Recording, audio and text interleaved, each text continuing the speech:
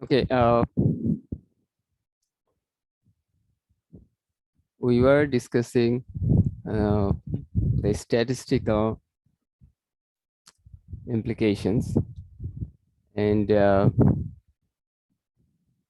Gaussian distribution we considered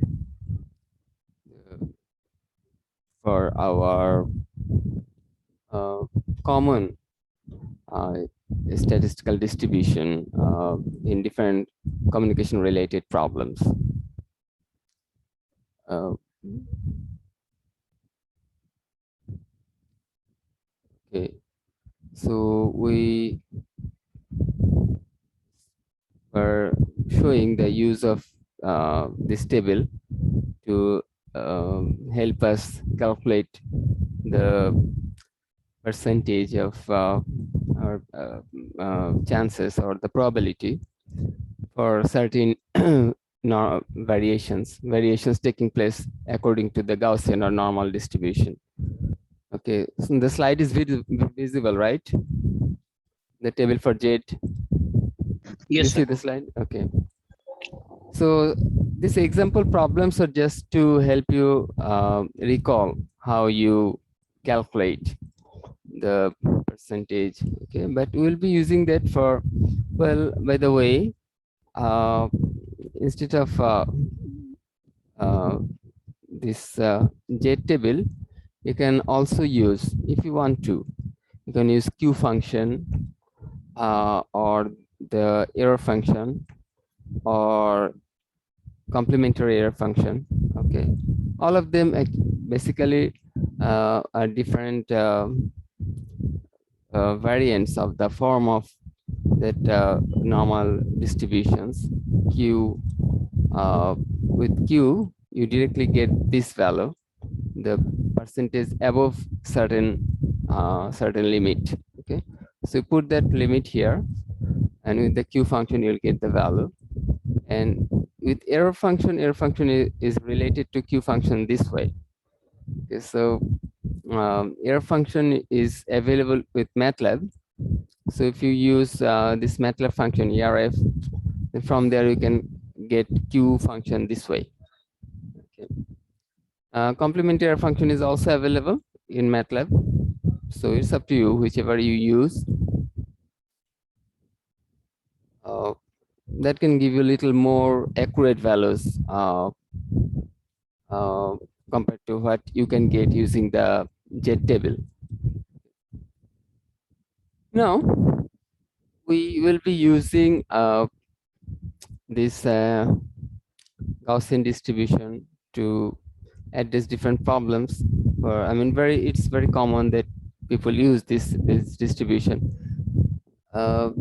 to address situations where there are, I mean, the nature is, I mean, you have some natural variations. Okay. Now, one of the examples is the noise available in the nature. For example, the thermal noise, okay, or some other noise also can be represented using this Gaussian distribution. And very commonly, people consider that the thermal noise is the same at all different frequencies. Okay, so this thermal noise is added to whatever other undesired signal you have in the system. So it is additive, or you just need to add this noise to other in the, for example, if you're calculating CINR, so in the denominator you have the undesired signal, maybe which may incorporate some other sources of noise. And the thermal noise, then you add to that.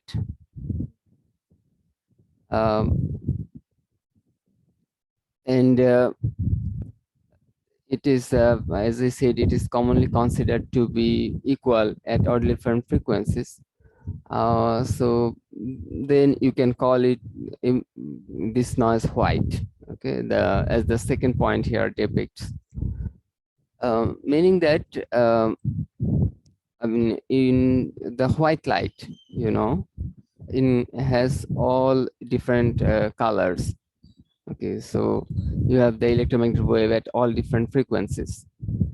Similarly, when you have equal noise power at all frequencies or uniform power distribution across the frequency band, then it is just referred to as white. And with these properties of, with this assumed properties, okay, of noise, that it is following Gaussian distribution, it is white, and you are adding it to other undesired signals, it is called additive white Gaussian noise, or AWGN. Very commonly, you will find this term in future when you work with communication systems. Okay, the thermal noise people has to consider very commonly, and most of the times you'll find it to be considered as AWGN. Now, let's see how we may use the Gaussian distribution to determine uh, the signal availability. Previously, we talked about log normal shadowing. And in this case, we showed this kind of expression to calculate the path loss. So you have the path loss information for certain reference distance D naught, PLD naught. To that, you add the noise and the path loss for certain distance D. Okay, I mean with a ratio of log D by D naught. Okay, so with the ratio how much path loss you have additionally compared to D naught distance, what path loss you have at the distance D. So this also involves the path loss exponent n, because the different environments offer different types of path loss. So you must remember that we used a path loss model log distance model, which had only the first two terms. Okay, so that is used to give you some definite result. At this distance D, you have this much path loss. However, in practice, you have some random variations. You don't get a single value at any distance because of the lot of effects from the environment. Rather, the value keeps fluctuating. So you don't have, you cannot, it's actually a probabilistic distribution. What signal value you'd really get there. Okay.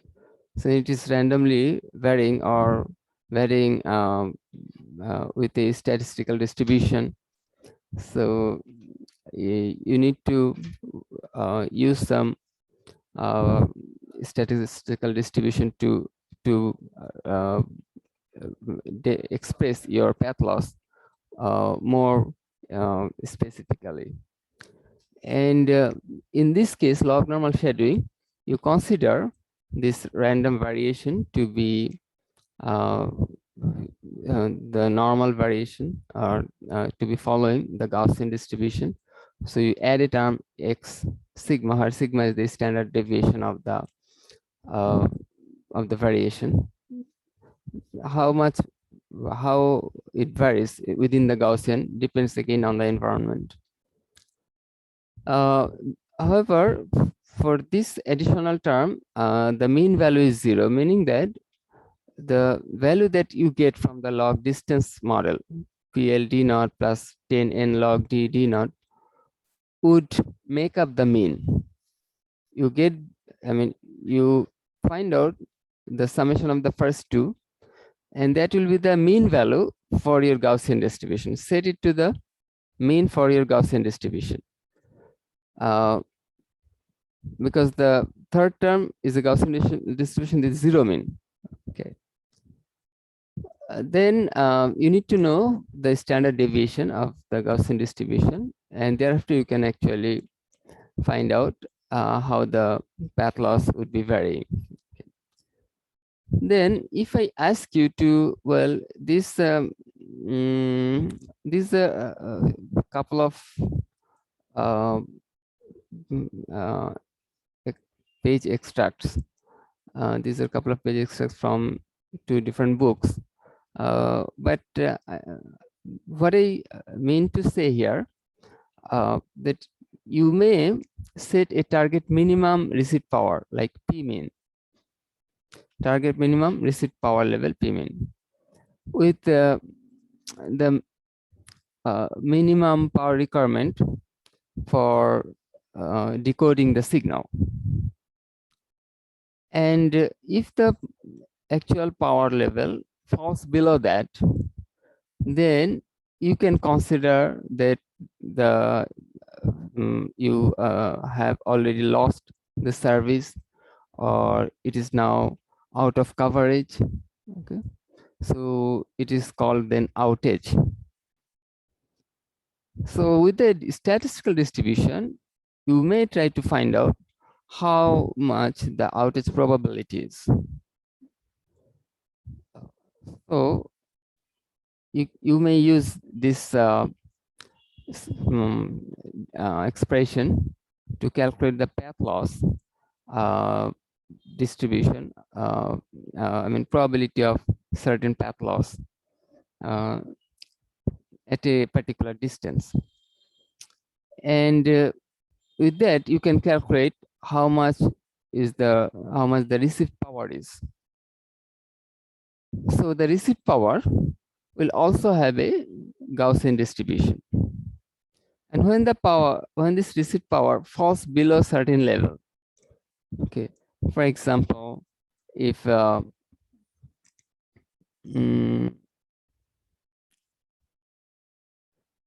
if this level is your, okay,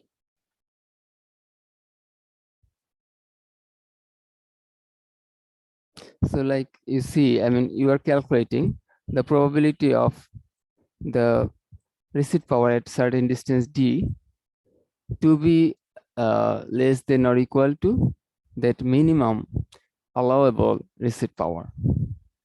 Okay, so with Gaussian distribution, you may try to find out. So if for your minimum receipt power, if this lower one is the minimum allowed power, so you can then find out that the actual power to fall below this level has this much, I mean, this area would give you the probability that it falls below this level. However, if it is located here, then you I mean, it will be different. Okay, I mean, from here you get a much larger probability to fall below this level. Okay, so you can allow some margin, okay, to have a better probability, and even with the margin, you actually need to specify the probability of outage. Okay, so if the power falls below, say even if you have certain but I think for this type of problem, okay, you forget about fading margin. So this figure, this slide, maybe I should omit this slide. Okay, rather this slide. But in this slide, you, the I mean, just just get the concept. I mean, the actual receipt power, okay, you need to calculate. And uh,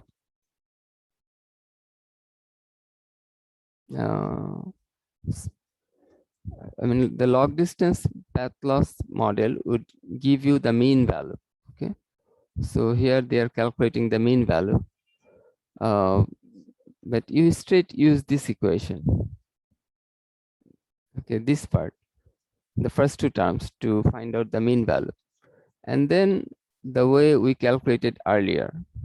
Okay, like we had 109 our mean, so use that mean value.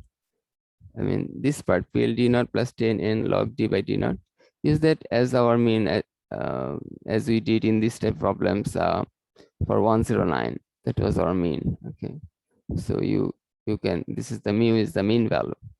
So with that, you then calculate how is the probability to fall a power level below certain level. Okay, maybe you have this kind of, okay, the center will be the mean value, and thereafter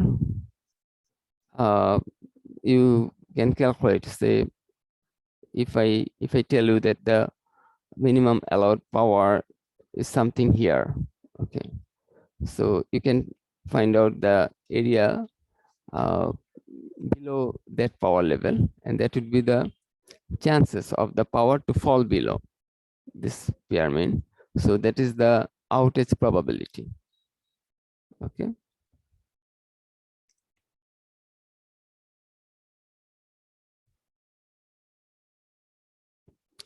so this is how you work with PR mean. Uh, but if you work with PR path loss, then you know, I mean, the other side would give you the outage probability. But anyway, I think without, I mean, to make sure that you are not confused, it is better to work with PR mean, not path loss, when you work with Gaussian distribution. Okay, any questions? I mean, this slide I would omit, okay, because for the use of fading margin. Fading margin is tells you how much you may further increase. Okay, say from the transmitting end, you may boost the power level to make sure that the outage probability is at an acceptable level. Okay, but this may confuse you at this juncture, so I think we omit this slide. Just this one you may use in the exam to calculate, but here again the mean power you calculate this way. Okay, taking just the first two terms, that's it. Okay, questions? The problem is actually simple. You all know how to work with Gaussian distribution. Okay, so to handle this one shouldn't be difficult. Any other questions? Now we will discuss how the modulated signal can be treated in terms of the fading when you have again a consideration of Gaussian distribution as the impact from the nature. Okay, some natural I mean very impact you can expect, and so if you have really a large number of independent impact, okay, then the overall impact would look like a Gaussian distribution. Now first we'll talk about Rayleigh model. For Rayleigh is just a simple I mean a slight slightly different variant of Rayleigh, where you also consider a line of sight link between the receiver and the transmitter. Okay. In the case of relay, you're sending a modulated signal. Okay, it's about a signal that you send after modulation, which is typically the case, you know, and you have a multipath environment. So there are signal from many different sources. So definitely you are considering a non-LOS environment. So the multipath signal components will be summed up together with different propagation delays. Okay, and also there are different Doppler effects at different frequencies. Okay. So different frequencies can be differently affected because of the Doppler effect. We previously discussed two different types of effects we discussed while talking about fading. First of all, different multipath components are delayed by different values. Secondly, different frequency components are Doppler shifted by different values. Okay, so the modulated signal will get both of these types of effects. Now we consider very large number of reflected waves. Okay, in the case of Rayleigh fading, and actually it will take on a complex Gaussian random variable. I mean, in phase and quadrature, and that's about Rayleigh fading. In Rayleigh, we consider that say you have a mobile phone and the base station is not visible from your location. So there is no LOS link. So all the signals arriving are taking on non-LOS multipath routes. But after you step, if after say you go, you move little bit, you cross some shadowing, and the LOS link becomes available. You can now see the base station. So what will happen? A new signal link is becoming available, which has strong power availability because it's an LOS link. There is no obstruction on the way, so the signal power over this link will be good, higher than other signal components. So this one is shown with the fat arrow. Okay, the availability of an LOS link in addition to the non-LOS paths. For this type of situation, you just add another term to the output power, and the overall effect is then called Rayleigh fading. Okay, let's see how you consider the modulated signal. Like for a signal, I mean, we consider different, say we have a carrier signal FC, and so the angular velocity is omega c. Rho is the amplitude. Then we know that you can split this function. Okay, so you are modulating on the carrier frequency FC. So I mean, here you just consider a rho, a single amplitude, and that you can split this way. Right? We have then rho cos phi. This is the in phase component, and rho sin phi. This is the quadrature component. Okay, we get two components. Now, maybe we look at this way. Okay, say um, you we have a carrier, I mean modulating sorry, the information signal xt, okay, and it is modulated on the carrier fc. So the signal after modulation, okay, can be treated this way, that we know how we treat that. Well, like say from here, if using Euler's theorem, you get e to the power j 2 pi fc. From here you get cos omega ct minus j sine omega ct, right? Then the way we represent our modulated signal, okay, so if your information signal is xt, then you express it like xt taking on the position of amplitude and then cos omega ct. I mean your carrier generated by the oscillator is, for example, a cos omega ct, a cos omega ct. But in the mixing circuit, okay, where you feed both the information signal and the signal generated by the oscillator. Oscillator is generating a cos omega ct, that's it.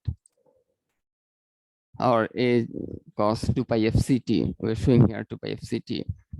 So this, after mixing, this a is replaced by your information signal. Information signal is xt, and replacing or taking the position of a, it will the overall signal will be xt 2 pi fct, right? If fc, sorry, xt cos 2 pi fct. Now this term, this modulated signal, you can show this way: xt, then e to the power j 2 pi fct. Okay, if you take the real part, then the minus j sine omega ct part is dropped. Okay, so you get the modulated signal. Okay, got it, right? This is simply xt into cos 2 pi fct. That's it. And you will all know that this is how you show the modulated signal using an envelope. Okay. Now the output. Well, we consider that there are many different propagation paths, and each of the paths have different propagation delays. And all these multipath components are summed together at the receiver. So the received signal yt will have a summation of different components here. I mean, this way we are showing a single component. That is what you transmit from the transmitting end. But at the receiving end, you get many different components. Say, some are delayed by tau 1, another tau 2. This way, I have different delays. And if I have capital I number of multipath components, then I have, say, xt minus tau ti, small I, representing all the delays of all these different multipath components. Okay, I have to, of course, sum up all the components from small I equals to 1 to the capital I. Okay, so for the position of t, okay, I need to write down t minus tau ti. So for both, I have two t term here, xt and 2 pi fct. So in both cases, you write down xt minus tau I, and t here also t minus tau I. Now you also have different values for your Doppler shifts. Okay, we're considering a mobile environment. So for this I number of multipath components, we have different shift, and these shifts are shown here as Fi. For ith propagation path, Fi is the Doppler shift. So here also for this Fc is changed by Fc plus Fi. Okay, then sum up all of them. So that is our receive signal. Now from here, this I am getting so many components, like say xt minus ty. Here the exponent of e. I mean, I can write down this exponent this way: e to the power j 2 pi fc t, then to j 2 pi fi t, and then again fc and minus tau. This two term you take, and fi minus. So there are so many. There are four components, right, that you can actually multiply. Okay, sorry. So we are showing, except out of all these four components, we are just taking e to the power j 2 pi fct here, separating this part, and the rest we are calling yt. Okay. So এই আমার ফোনটা কই? আমার ফোনটা শিখে নিয়ে আসো। দেখছো ফোনটা নিয়ে গেছে, আমি এখানে, তাড়াতাড়ি নিয়ে আসো, আমি ক্লাস করতেছি। তুমি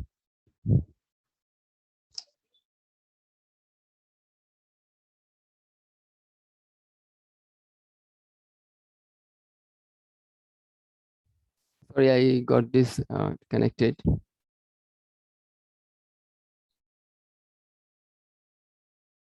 Do you see the same slide again, guys?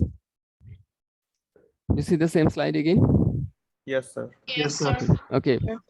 So we are just separating one of the four components, e to the power j 2 pi fct, and the rest we are showing as yt. So yt has a long expression, ci, and so many things, three different things with e or as the exponent, and then xt minus tau I, and all these things, of course, you have to sum up. Okay. So, actually 2 pi e to the power j 2 pi fct is multiplied with everything, so we are just taking it outside this summation term. Okay, the whole summation term we are showing, taking this part out, showing here as yt. So yt takes on this form. Now the exponent has three different components, and we are showing all of them as phi I. So phi I has actually three components, like 2 pi fc minus tau, okay, multiply minus fc tau I, and then plus fit and minus fi tau I.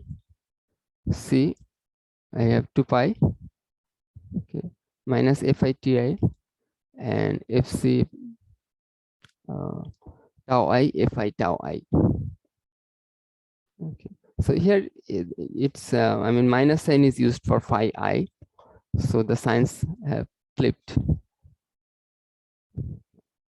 for fit. Okay, we have a positive, okay, negative sign now. Okay, so this is our yt, and you know, I mean, this 2 pi fct is actually the carrier, is actually the carrier. Okay, so what you receive at the receiver is y, and your I mean except the carrier, 2 pi fct, this one is the carrier, except the carrier what you have is yt. Like when you modulate, okay, we're getting back to that slide. When you are modulating rho may be a constant, but after modulation you get this value, right? So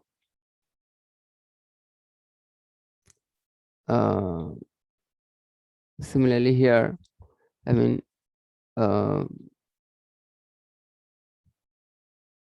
here, I mean, when you take the real part of this component, you have actually cos 2 pi fct yt, right? I mean, if I expand cos 2 pi fct and yt, so as if this yt is modulated. Yt is like your information signal, and it is modulated with 2 pi fct. Okay.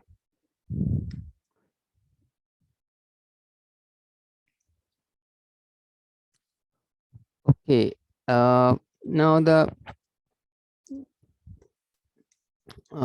channel impulse response. Okay. Rayleigh fitting model will identify the channel property, how the wireless channel is behaving. So you see, if I consider an impulse, okay, the function xt is our information. So if there's an impulse,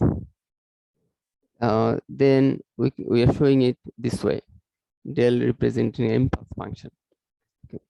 So that just has a particular time t minus tau I is indicating its timing when you have the impulse. Okay.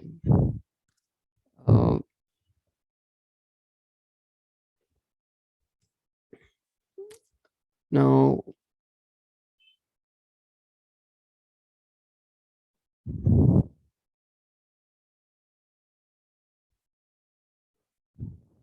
give me a second.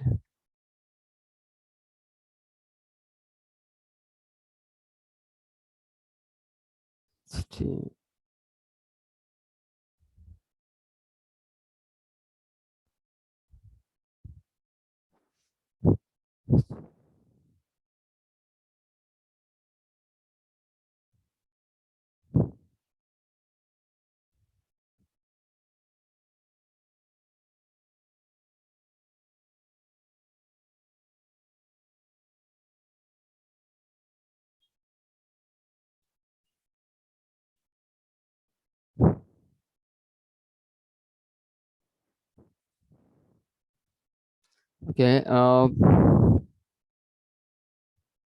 See,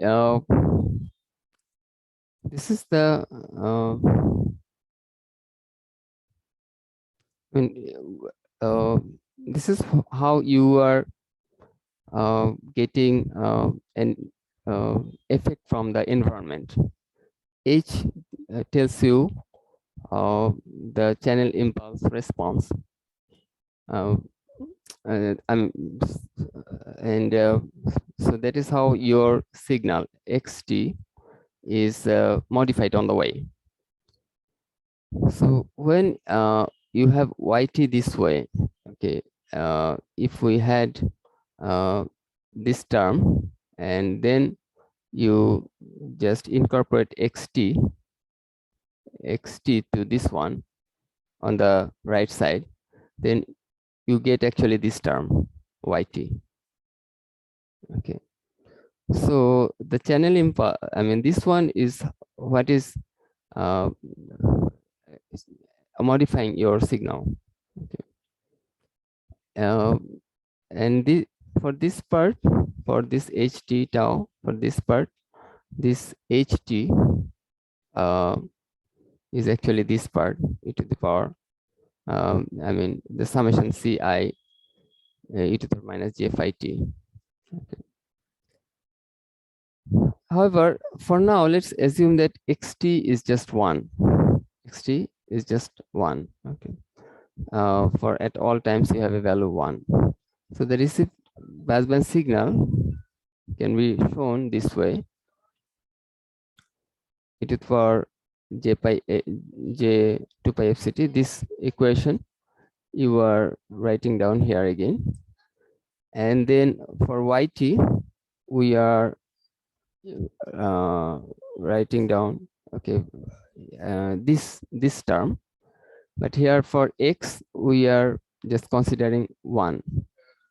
Okay, so in that case this I mean yt has this term, which is actually your h, which represents the channel, the wireless channel. So I have then here for yt, I have this term representing h. So I'm writing down ht. However, this ht can be shown as two different components, hit plus j qt, and this one we can actually split into two parts, because it's a vector. Okay, like here the vector we can show as the summation of the combination of two terms in two different directions. Okay,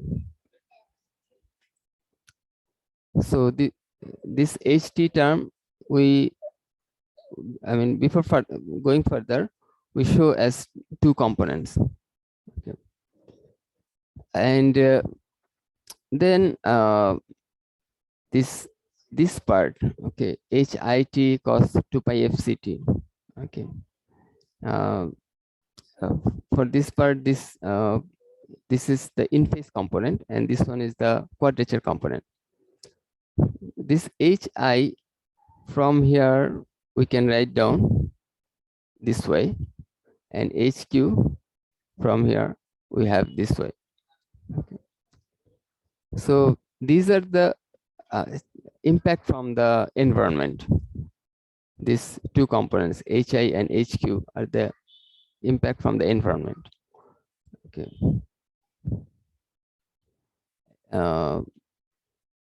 And to find out hi or hq, actually we need to sum up all these terms. So they basically tells you how you have, I mean, the different multipath components are changing the angle and amplitude, okay, over different paths. Okay, I mean the phase difference, how much phase difference, not by angle I mean how much phase difference they cause. Different paths definitely cause different phase difference because of propagation delays, and they also offer different gains. Okay, a good reflector may give you high power. On the other hand, a scattered component from a small object can give you low power. So this Ci represents how much power you have. Phi represents the phase delays. So that's how you get how the in-phase component is affected, and again how this quadrature component is affected. And the amplitude of the received signal, okay, since they are quadrature, okay, if you get their amplitude levels, then the total amplitude will be affected this way.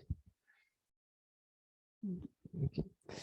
So this hi and hq, okay, these components you can find out using Gaussian distribution, considering that I have all these components, multipath components, having a Gaussian nature.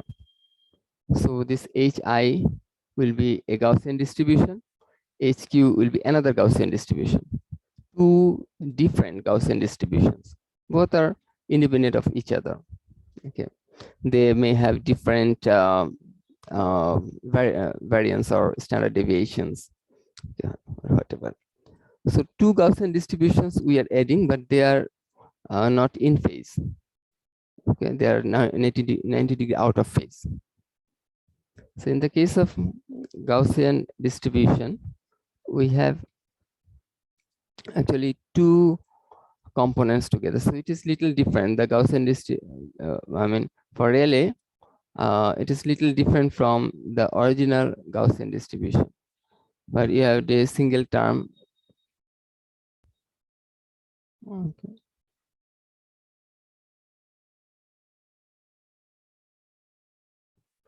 You may use this kind of terms for original Gaussian distribution. Okay, right?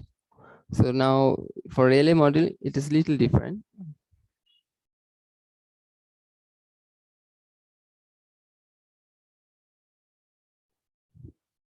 The Z square is replaced by HI HI square and HQ square, the effects from these two. Okay, so square plus Z square is replaced by this two. Okay. So it is for relay feeding model, it is little different. Rho square equal to summation of this. And I mean, this SAT quad in phase, and this one is the quadrature component. Okay.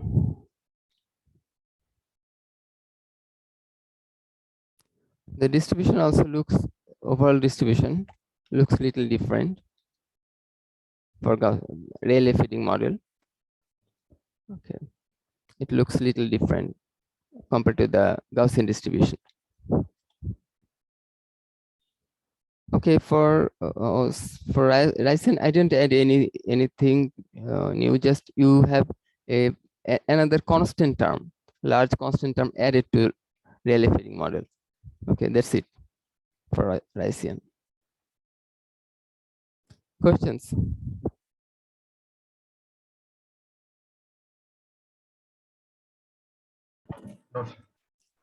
Okay. Now we will talk about uh, a different range of frequencies that can also be used to get two points wirelessly connected. We so far mentioned that it has to be electromagnetic wave in the range of frequencies up to 300 gigahertz, okay, to have wireless communication. However, there's an exception. You can also use infrared light to have communication wirelessly, but its application is very limited. So in the main core discussion, we even didn't talk about it. So we'll have a short discussion on that, uh, just to get introduced. However, let us also discuss what we may do about our whole content. Okay, I was just thinking that we might have this. You see, I mean, we don't have really this IR infrared in our syllabus. Okay, but I just thought that since it is also wireless, we might have a small. Last year we didn't discuss infrared. Also, we didn't have any discussion on MIMO, but this year I just thought that we might have short presentations on them. So I'll discuss IR, but I think if you don't want to go further, then the MIMO discussion we can drop, or it's up to you. What do you think? I mean, by dropping, I mean that we will again meet, I mean, not with all of you definitely, but we have another course, cellular communication, in the 6th semester. There we actually discuss a little bit about MIMO. Okay, so the same thing we can actually incorporate in cellular communication course. Okay. When I'm dropping, just it will be to some extent in the cellular communication source. So we may not do it here. What do you think? We should Yes, have sir. a slight discussion here, or we just leave it for cellular communication course. We can, I think we can leave it. We can leave it for cellular. Okay. Yes. Okay. Yes, sir. Yes. Okay. Then let's begin our discussion on the infrared light.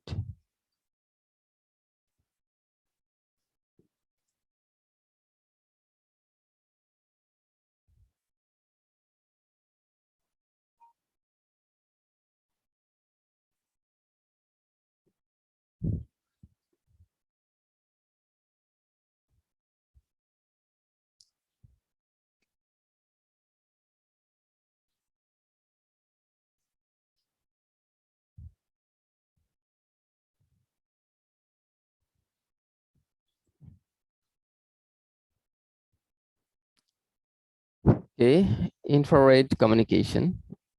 So it is also called IR. The infrared light has a wide frequency range, very wide, you see. I mean, after 300 gigahertz, all the way up to the lower limit of visible light is called infrared. Okay. But its application is limited, I see, as I said. Uh,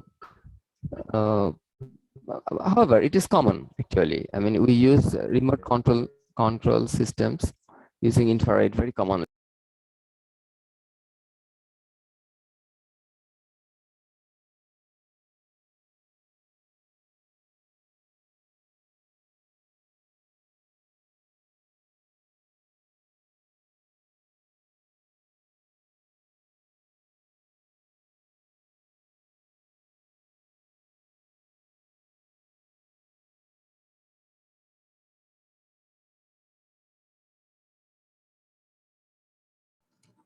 Sir, I can't hear you, sir.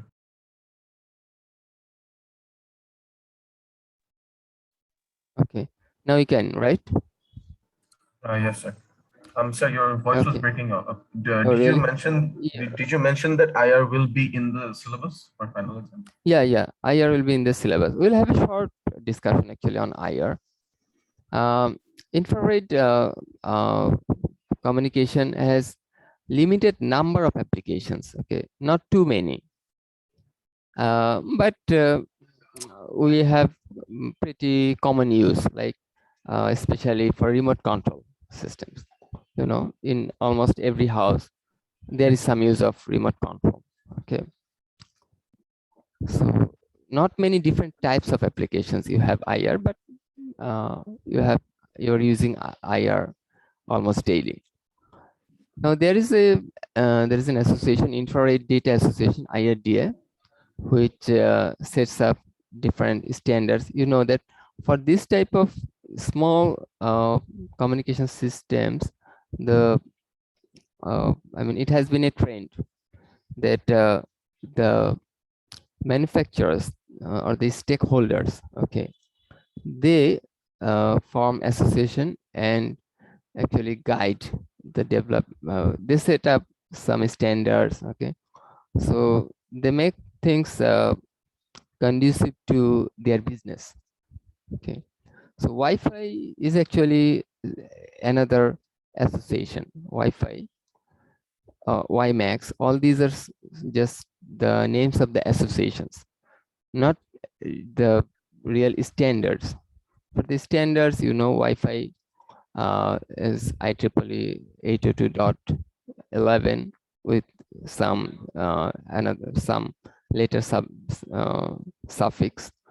Uh, Similarly, WiMAX is IEEE 802.16 ERM. But those are the terms for the standards.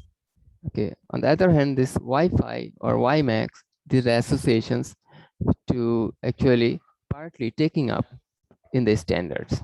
Okay, and driving the whole thing according to their necessities.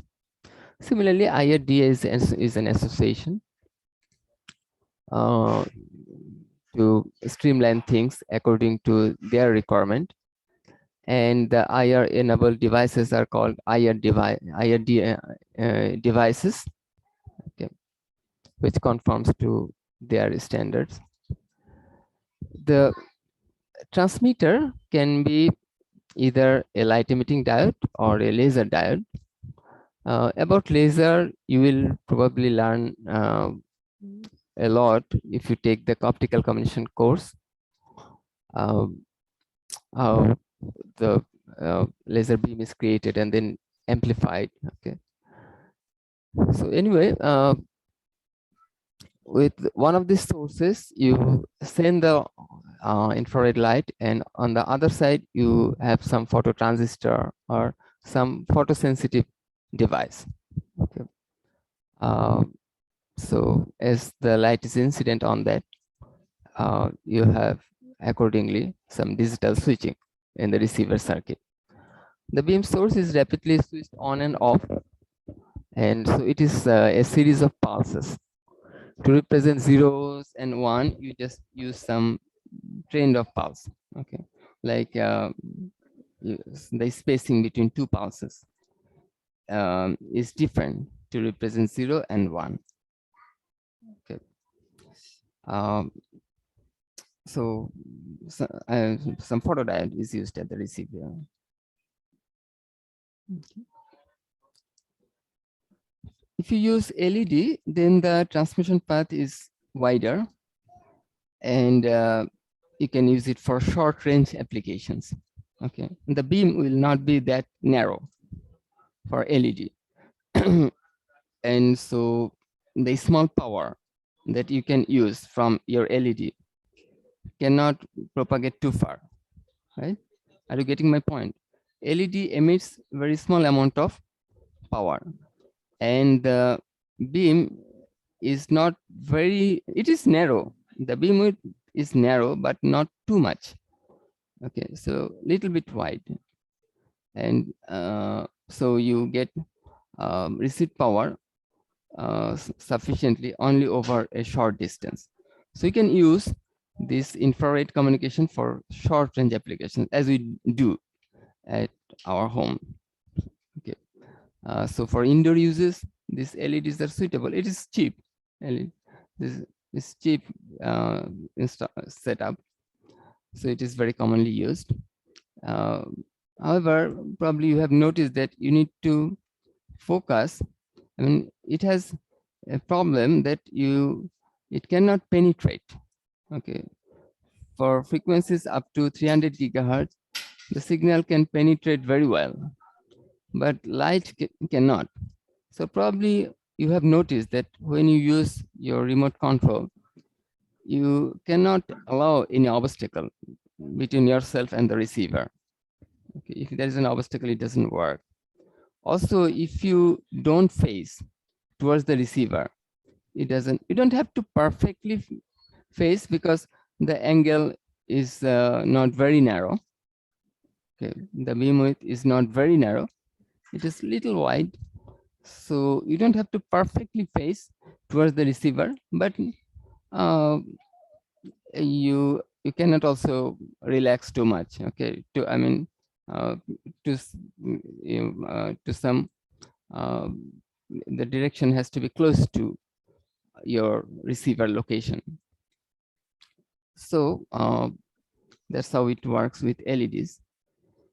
However, with laser diodes, you can have very narrow transmitting beam, and the laser uses very small spectral width, meaning the signal is transmitted over a very narrow frequency range. Okay. Now, this laser diode, since have narrower transmitting beam, okay, and with little higher power transmit capabilities, they can support little longer range, but not too long. Okay, I mean up to about 2.4 kilometers. So that's not bad for some, I mean, communication beyond, I mean, which can be considered for LAN. Okay, I mean this LEDs can be used for uses like PAN, personal area network. You can consider like you can connect your laptop. Okay. These days, these uses have been replaced by Bluetooth in many cases. Okay, but previously, uh, connecting your handheld devices or pumped up devices or laptop with something else also used this infrared communication. You just connect a dongle to the USB port, and then you can connect something else. So this uses are a lot of, in many cases now replaced by Bluetooth, but it is possible that you have communication over a short range, and then it is basically related to personal area common networking, okay, over the PAN. But when you go for laser, then you can consider LAN, okay, local area networking. So the say a computer network uh, can use that if all the computers are in the same room. The room can be large, okay, but they can be connected using uh, I mean, for some information, okay. I mean, not for your regular data routing, okay. For it is possible that you have communication, okay. Now, between the lower one, lower paragraph tells you that between two buildings, you can set up a transmission link, and over a campus, okay, or within the city to some good distance, okay, you can have a communication link. Okay, what time is it? 10:26.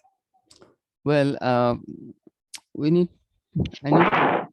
to talk about something like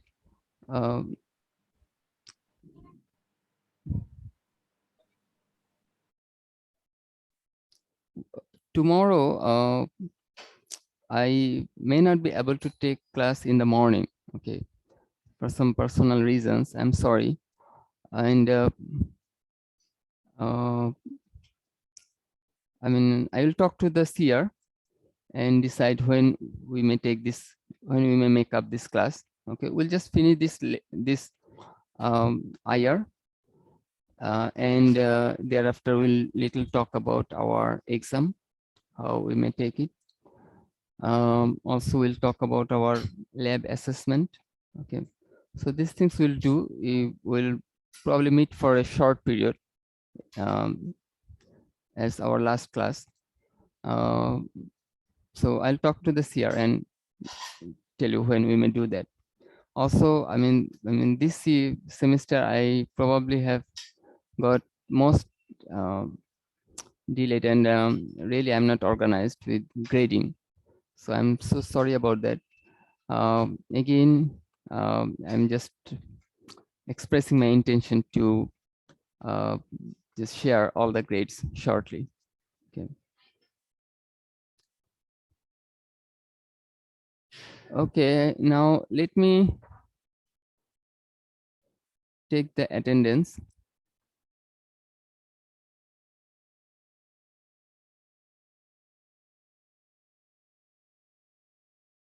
Give me a second.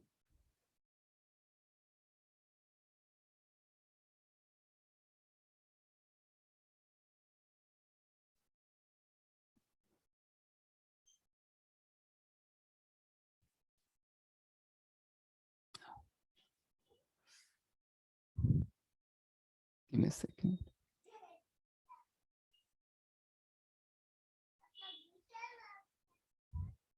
Okay, please respond to my call. 049 Please respond. Guys, please respond. Okay.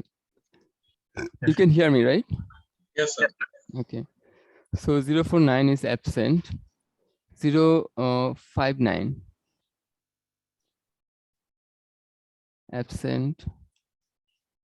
117 117 162 164. Sorry. Sorry. It's about 1700. Oh. Okay. In 18 series 101 Present, sir. 102 102 104 Yes, sir. 108 110 Yes, sir. 113 So 102, sir. 102. Yeah. Okay. 108 108 is present. Is 108 present? 110. Yes, Sir, sir. 102 present, sir. Okay. 108 is absent, right? Okay. 113. Sir, 113. 110. Yeah. 113. 113. 113. Absent. 115. Present, sir. 116. Yes, sir. 118. Yes, sir. 123. 123. 124. Present, sir. 126. Yes, sir. 130. Present, sir. 134. 134. 136. Sir, 134 sir এই কোর্সে নাই sir Okay. Switch gain Okay. 136 present, sir. 139. 139 is absent. 201. 201. Present, Absent. sir. Present, sir. Okay. And 203. Yes, sir. 205. Yes, sir. 206. 206. Absent. 207. Absent. 208. Absent. 210. Present, sir. 217. 217. Absent. 218. Yes, sir. Yes, sir. 221. Yes, sir. 222. 222 absent. 223. Absent. 225. Yes, sir. 229. So 139 present, sir. Actually, I couldn't get that. 229. 229. Absent. 234. Yes, sir. 234. Yes, sir. 236. 236. Absent. 239. 239. Absent. 241. Absent. 245. Present, sir. Present, Two, sir. okay. 301. Yes, 30, sir. 302. 302. Absent. 303. Yes, sir. 305. 305. Sir, Absent. he has some internet issues. Maybe he got disconnected. Okay. 306. 306. Absent. 311. 311. Absent. 312. Absent. 314. sir present sir hello sir can you hear me 3. Okay. 315. Present, sir. 317. Sir, he wrote in the chat box, sir. So Mhm. he has a microphone issue, I guess. Okay. 318. Present, sir. 319.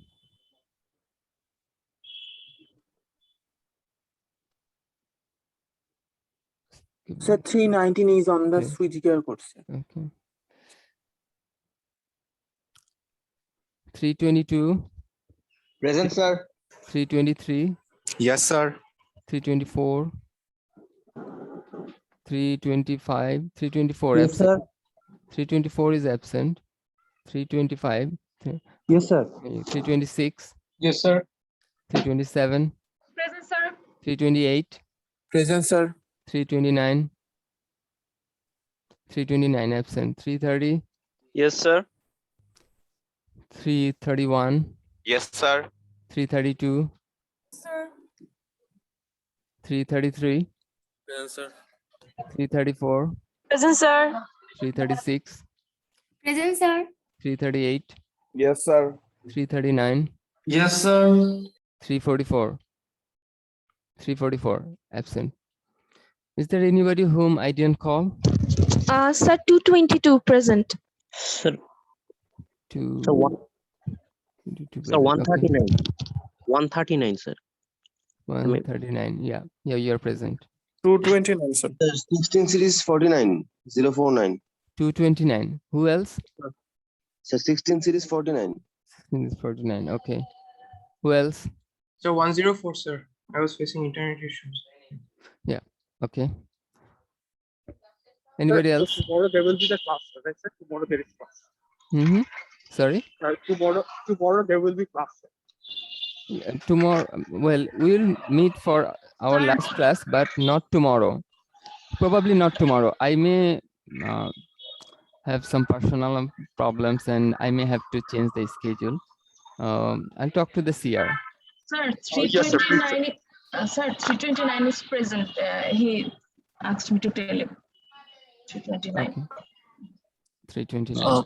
Okay. 136, sir. 136. Yeah, you're present. Okay. Sir, Mhm. Sir last ক্লাসের recorded ক্লাসটা যদি একটু upload দিতেন। Oh, okay. I thought I did. Okay, I'll check it and upload. Thank you. Sir 26 তারিখেরটা দেওয়া হয়নি sir. আচ্ছা sir. Okay. I আসসালামু forgot. আলাইকুম। Walaikum assalam. Okay. Assalamu alaikum. Walaikum assalam. Let's end our session. Hello, Salam. sir.